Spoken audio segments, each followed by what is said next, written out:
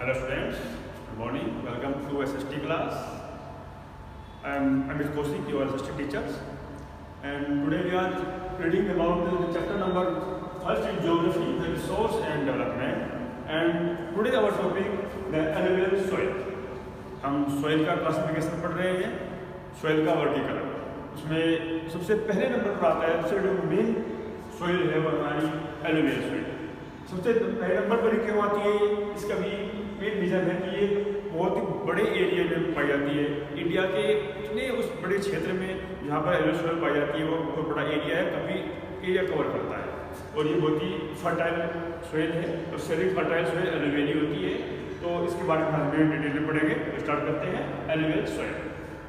सबसे पहले देखते हैं कि एलुवियल सोइल होती कैसी है, कहाँ से बनती है और ये इसमें क्या क्या चीज़ें पाई जाती हैं.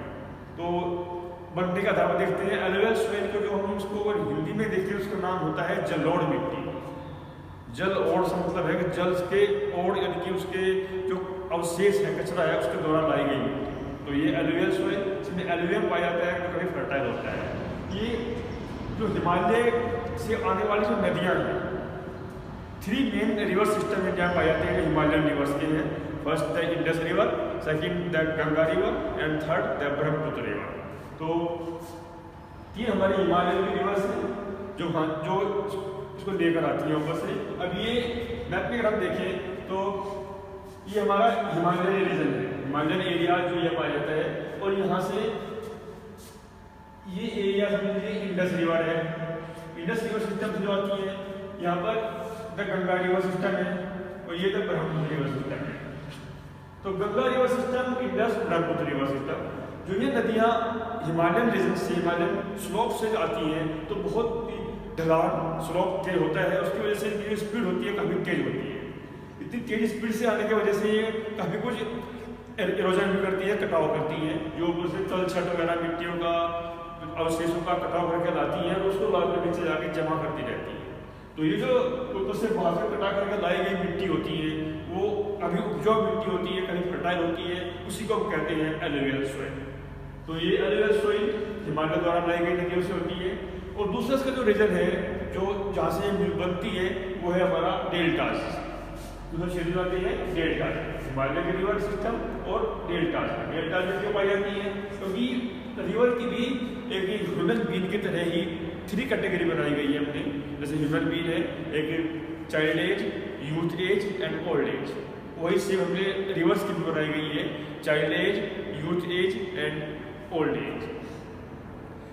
सेम सपोज जैसे ही एक चाइल्ड एज में कोई ह्यूमन बीइंग होते हैं, कोई बच्चा होता है, उसके अंदर इतनी एक्टिवनेस होती है, इतनी फुर्ती होती है, वो बिल्कुल एक्टिव रहता है, टाइम में भाग दौड़ खेल कूद में रहता है, तोड़ फोड़ करने का काम करता है. वही सेम काम रिवर करती है. हिमालय से चलती है, धीरे से चलेगी, आकार बहुत छोटा होता है इसका, जो उसका एरियाज है वो कभी छोटा होगा, वो किसकी स्पीड ज़्यादा होती है. ढलान पर चलेगी, धीरे चलती है, शोर करती हुई चलती है. तो वहाँ पर ये बड़े बड़े पत्थरों को, मिट्टी को, पेड़ों को काटती चलती है. इसको काटते काटते वो सारा जो साथ में जो तलछट होता है, जो सेडिमेंट होता है, उसको भाकर लाती है नीचे और लाकर उसकी स्पीड कम हो जाती है. ये यूथ स्टेज में आ जाती है.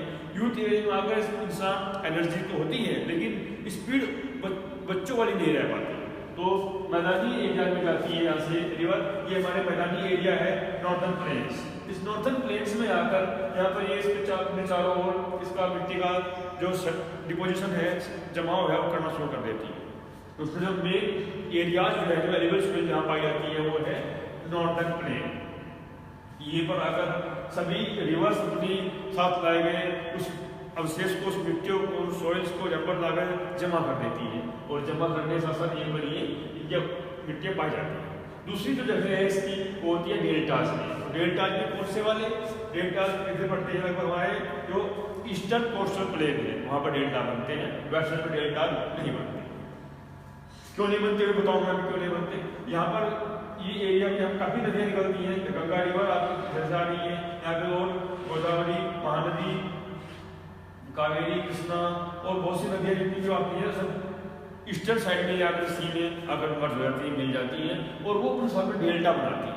डेल्टा का मतलब क्या है? डेल्टा किसे कहते हैं?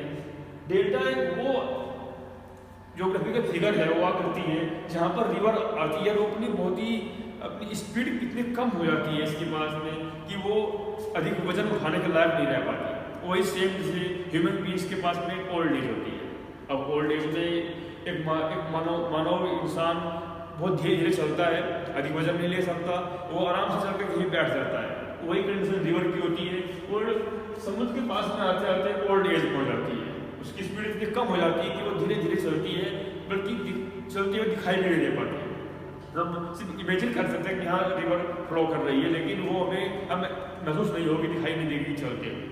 जो उसके साथ में भाकर अपना लाया गया सेडिमेंट होता है उसको भी वो उठा नहीं सकती, उसको अपने आसपास कहीं पे छोड़ देती है, जमा कर देती है। तो वो अब यहाँ से कोई रिवर आई, यहाँ पे वो अपनी स्पीड कम होने की वजह से, क्योंकि सी का लेवल और यहाँ इसके लेवल बिल्कुल इक्वल हो जाता है। इक्वल लेवल होगा तो बिना ढलान के, बिना स्लोप के वो तेज चल पाएगी। तो यहीं पर आकर वो बहुत सी ब्रांच में फट जाती है, एक ब्रांच अलग बन जाती है।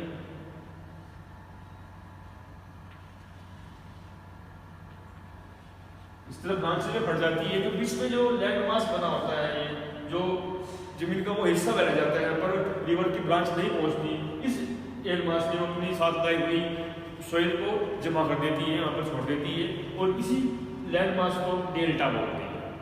जो डेल्टा काफी ईस्टर्न कोस्टल प्लेन में पाए जाते हैं, और यहाँ पर ये रिवर लाकर अपनी जो एलिवेल सोइल है उनको जमा करती है, उसको बचाती रहती है। वेस्टर्न साइड में डेल्टा नहीं पाए जाते।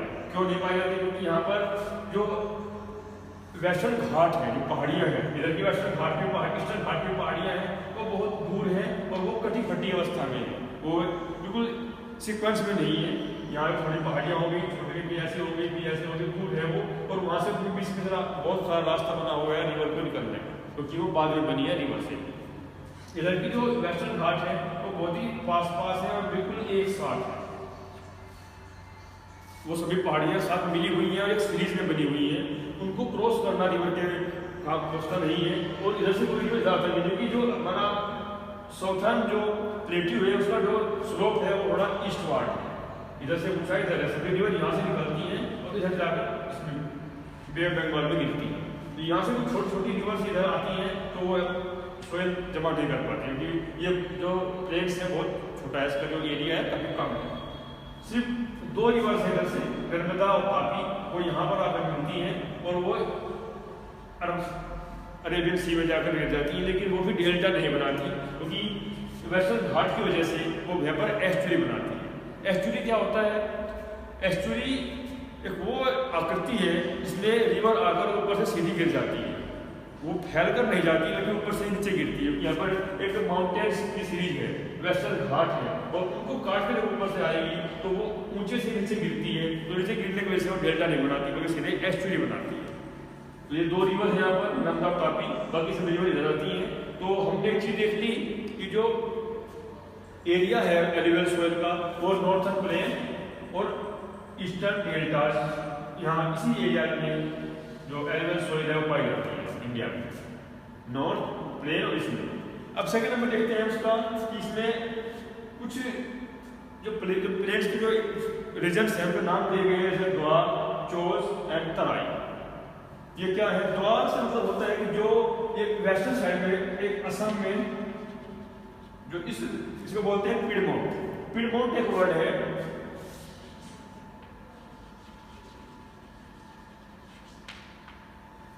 पिडमोंट का मतलब ये होता है कि वो एरिया जो पहाड़ी एरिया के खत्म होने के उनके फुटहिल्स होता है, जो होते हैं फुट हिल्स।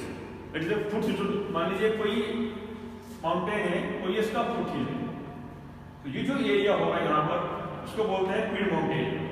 जहाँ से कोई भी रिवर या कुछ भी आता है ऊपर से, तो वो पूरा सब कुछ सेडिमेंट यहाँ पर जमा कर देते हैं। बड़े बड़े जो स्टोन्स पत्थर होते हैं वो यहीं पर पाए जाते हैं, तो इस एरिया को पिडमोंट एरिया बोलते हैं। तो ये हिमालय का पिडमोंट एरिया है और नॉर्थर्न एरिया माना जाता है, पिडमोंट एरिया है।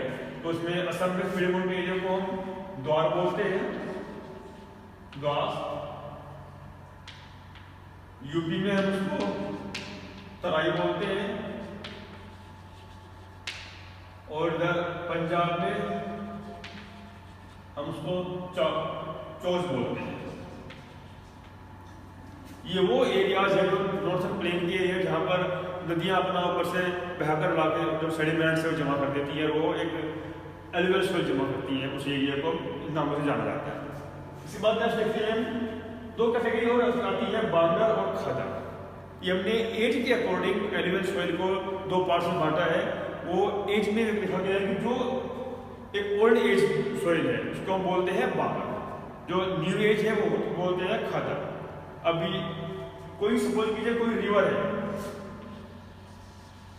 जो रिवर कहीं फ्लो कर रही है, उसके पास में जो अपना मिट्टी जमा करती रहती है,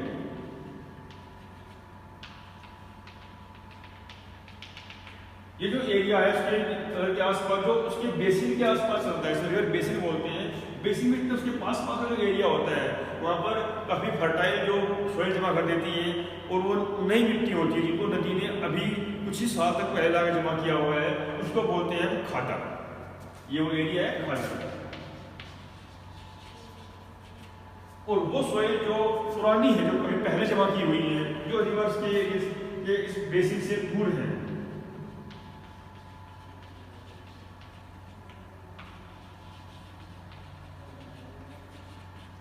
ये वो एरियाज है जो रिवर के बेसिन से दूर है, और ये इतना फर्टाइल नहीं रह गया है क्योंकि ये काफी पुरानी मिट्टी है जो पहले कभी आई थी, इनका फर्टिलिटी कम हो गई है। तो इस एरिया को जो बाहर के एरियाज को बोलते हैं बांगर।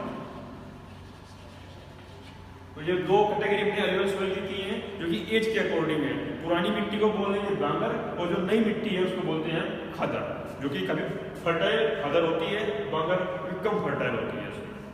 इसके बाद देखते हैं इसमें इस मिट्टी में क्या क्या केमिकल्स पाए जाते हैं, क्या क्या इसमें जो फर्टिलिटी के जो गुण हैं वो क्या पाई जाती है। इसमें mainly potash, phosphoric acid, lime, इस तरह के जो केमिकल्स हैं वो पाए जाते हैं जो इस मिट्टी को काफ़ी फर्टाइल कर देते हैं।